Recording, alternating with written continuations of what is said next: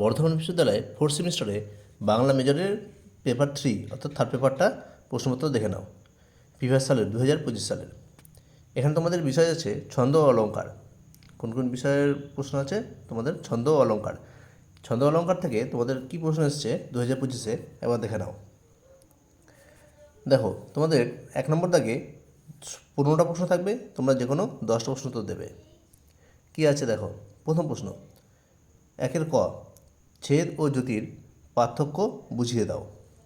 খ, ছন্দে লয় কত প্রকার ও কী কী। গ, মুক্তদল ও রুদ্রদল কাকে বলে উদাহরণসহ লেখো। ঘ, কালিদাস শব্দটিতে কয়টি দল আছে ও কী কী। উম, শাসাঘাত বা প্রস্বর কাকে বলে, কোন রীতির ছন্দে এই শাসাঘাত পড়তে দেখা যায়। চ, অতিপর্ব কি, উদাহরণ দিয়ে বুঝিয়ে দাও। ছ, প্রবহমান পয়ার কয় প্রকার ও কী কী লেখো। বর্গের জ, কোন ছন্দের শোষণ শক্তি সর্বাধিক, সে ছন্দের একটি বিকল্প নাম লেখো। ঝ, শব্দালঙ্কার ও অর্থলঙ্কারের দুটি পার্থক্য লেখো। ইয়, একটি পূর্ণ উপমা অলঙ্কারের দৃষ্টান্ত দিয়ে তার অঙ্গগুলি নির্দেশ করো।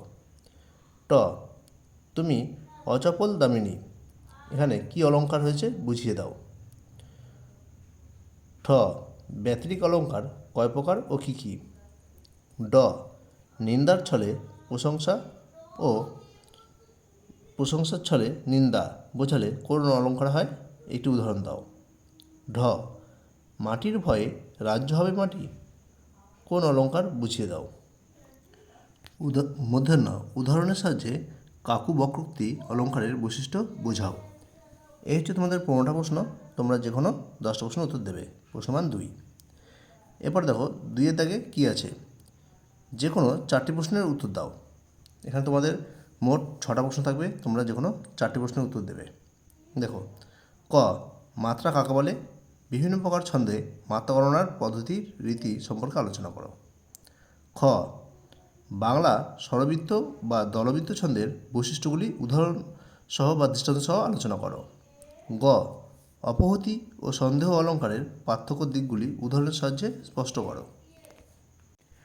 ঘ, বিষম ও অসঙ্গতি অলঙ্কারের মধ্যে একটি তুলনামূলক আলোচনা করো। উম, যে কোনো একটি কবিতাংশের ছন্দলিপি প্রস্তুত করো। এখানে তোমাদের কী আছে, ছন্দ করতে হবে, অর্থাৎ কবিতার লাইন দেওয়া আছে, তোমাদের 2টো দেওয়া আছে, যে কোনো একটা করতে হবে। দেখো কী আছে। নীরবে দেখাও অঙ্গুলি তুলি, অকুল সিন্ধু উঠেছে আকুলি, দূরে পশ্চিমে ডুবিছে তপন গগন কোণে। আ, ঘৃণা করো যে লোকটাকে, শুধুই বলো ছিচি, আবার তুমি কেন তাকে ডাকলে মিছিমিছি। এই 2টো ছন্দ আছে, তোমাদের যে কোনো একটা করবে। এরপর দেখো চয়ের দাগে ব্যাখ্যাসহ যে কোনো একটি কবিতাংশের অলঙ্কার নির্ণয় করো। অর্থাৎ এই ছন্দ অলঙ্কার কিন্তু তোমাদের নির্ণয় করতে হবে এবং কীভাবে করতে হবে সেগুলো কিন্তু শিখতে হবে। ঠিক আছে, তোমরা যদি শিখতে চাও আমাকে কমেন্টে জানিও, আমি তোমাদের তাহলে এই নিয়ে একটা ভিডিও করব। দেখো নেক্সট প্রশ্ন, চয় দাগে অলঙ্কারে নির্ণয় করো। অ, নামে সন্ধ্যা তন্দ্রালসা, সোনার আঁচল খসা, হাতে দীপশিখা। আ, পড়ুক দুফোঁটা অশ্রু জগতের পরে, যেন দুটি বাল্মীকির শ্লোক। এই 2টো দেওয়া আছে কবিতার লাইন, তোমাদের এগুলো অলঙ্কার নির্ণয় করতে হবে। এবার দেখো 3-এর দাগের যে কোনো একটি প্রশ্নের উত্তর দাও। এখানে তোমাদের 2টো ছন্দের প্রশ্ন থাকবে, যে কোনো একটি করবে। কী দেওয়া আছে দেখো।